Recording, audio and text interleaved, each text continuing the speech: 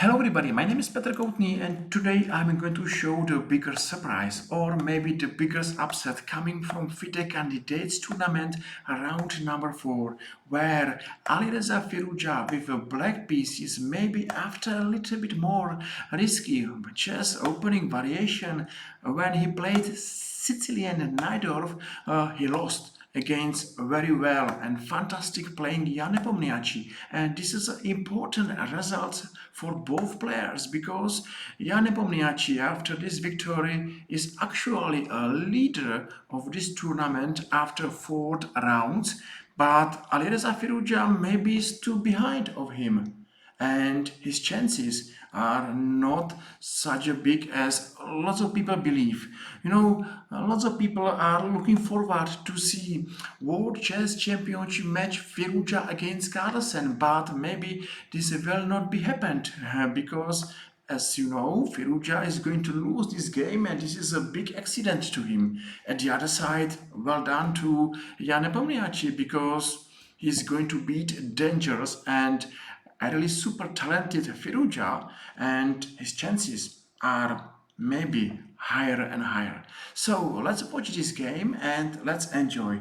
If you like this video and you like my commentary, feel free and press like or press follow and make me happy. I hope you did, and let's come back. We are watching a really nice position where both players are playing for attack and counter-attack.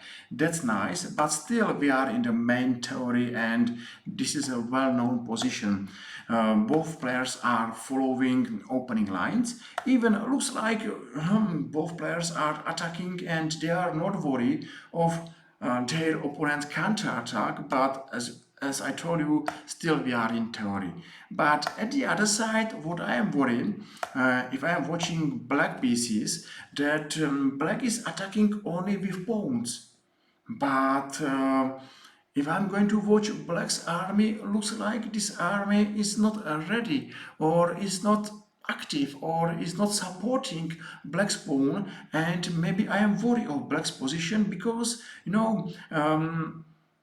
if black like to attack, he need to heavy pieces, but now they are not in the game. So still we are in the main theory where mostly white is taking on d5 and still this is a long variation where white is playing f6, and this move is important because we will see this move in our game and it's good to understand what's going on. White is going to open a position and white is going to open a position for his attack. Anyway, black has to be careful. Even black is pawn up, but if you are playing for attack or counter-attack, material is not important. Much more important is activity and attack, and now white believe in attack. So this variation is telling that the bishop h6 is the best move, and the best answer is to offer this exchange. Okay, even black will lose exchange at the end of this variation. Still, black should find a nice counter-attack, and maybe his pieces are well placed, and if you believe in compensation for only one exchange, black should be happy. Still, this position is double-edged and open and sharp, and both players are playing for victory. But that's only variation which is maybe well known. Ian Nepomniachtchi played move f6, and we know that white is playing move f6 because he is going to open black's position and he needs open lines for attack. Okay, that's a small difference what we saw before, but okay, black took by a g pawn and white is pawn down. Doesn't matter one pawn if we are attacking. So knight g3 happened, and now the best move is to go to h8. Okay, I'm going to show this variation, and this is an interesting variation because white should go for an endgame, even he will be 2 pawns down.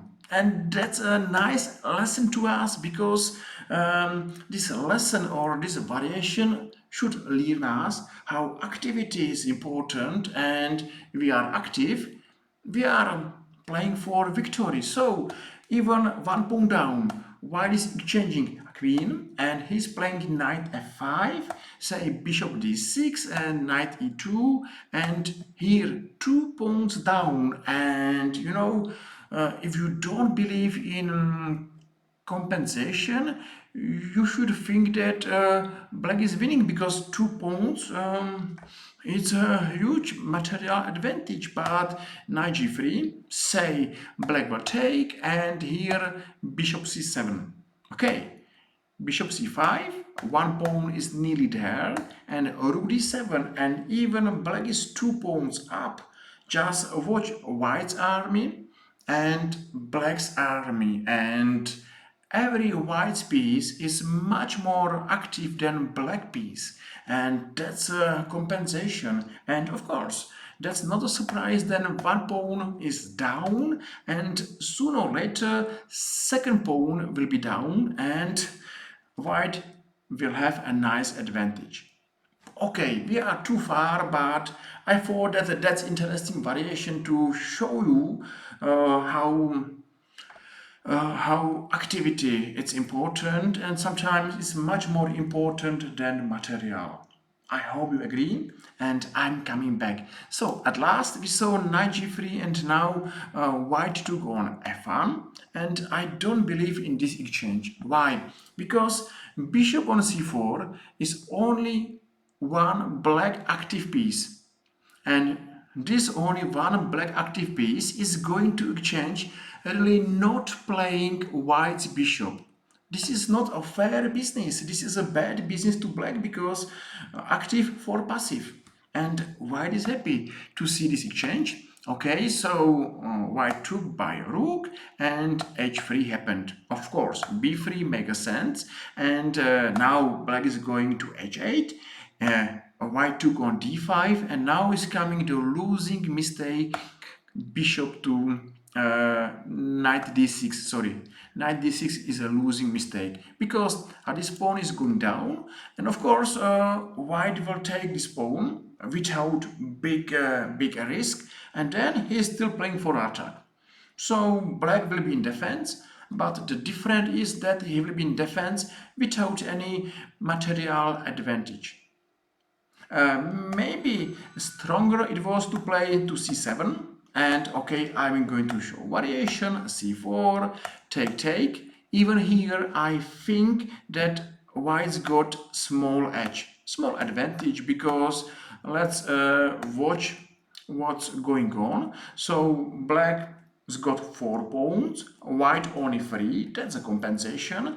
Maybe this pawn is going down, and this pawn is weak, this pawn is weak, and this is another weak pawn. So if black will not be active, white is nearly winning, or white is playing for victory. But still, okay, let's come back, because black played knight d6, and this is a losing mistake. Okay, why not to take a pawn if this is not too risky, and this is not risky?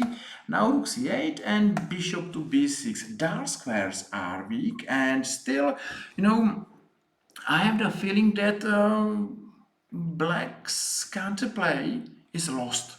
Somewhere he lost energy, and white is playing for win. White is doing what he can, and where is a black attack? So now he came back, and now bishop a5, of course. And this bishop is important somewhere here, because here is his target. And knight c4 and d6. That's a nice move. Bishop d8, and now nearly winning move is bishop to c7. It's much more active than Jan's move bishop to c3. Okay, let's watch different active and not active. And if both moves are working, it's a good choice to go for more active move. Activity is the most important plan of our chess games, so bishop c7, I'm sure, is better and stronger. Okay, let's watch this variation. Bishop c7, exchange, and peace. Okay, it was fast, so maybe at the end at the end maybe black will not take his pawn, but if he will not take pawn, white will take his rook, and if black will take his pawn, here is knight. Okay, so that's a simple winning position, but that's a different if you found it two moves and if you don't know what to play. My recommendation is to go for a more active move. Believe me that often your chances are higher, and often this move is the best move. Okay, bishop c3 is not a bad move at all, and now black played queen e6. Of course, this knight need small support, knight d3 and knight f4. Still, black is under attack, and what to play? Black took on f4. Okay, why not? Rook took on f4 and f6. Still, maybe you think that black's good chances, but you know, one more time, watch this army. It's a passive. It's too far from the game, and this is the biggest problem of black's position. Black's position, it's bad. If you have a bad pieces, you have a bad position. That's a simple truth. And unfortunately to Firouzja, his position is lost. Okay, maybe it's not lost if you are playing with me or if you are playing with you, but if you are playing against Ian Nepomniachtchi, this position, it's without any hope. So, okay, let's follow moves. Knight b2 and rook f1. Something is wrong, and now rook h4, and now amazing move and a winning move. Now white took on h7. Check. That's the signal that it's game over. Okay, it's not a game over immediately because there is a check. Yes, of course, to go to h6, it's not a good idea because white is winning the rook on e8. So he came to g8, but now that's a sad day to Firouzja, and maybe he's too young, maybe he's not such a great player as much more experienced or stronger or older chess players, because everybody is looking for their chance to play for World Chess Championship title, and maybe Firouzja is too young to play this match, and maybe it's not ready. Jan is playing very well, and we will see if he will be able to win this tournament for the second round in a row. Okay, I hope you enjoyed this video. I hope you saw maybe interesting commentary and interesting variation. If yes, feel free, and please press follow and like. Make me happy. Okay, I am happy because I saw a nice game, and I hope you saw nice game as well. So hopefully I will see you soon, at least tomorrow in our another YouTube chess video. Thank you for watching, and see you soon. Bye bye.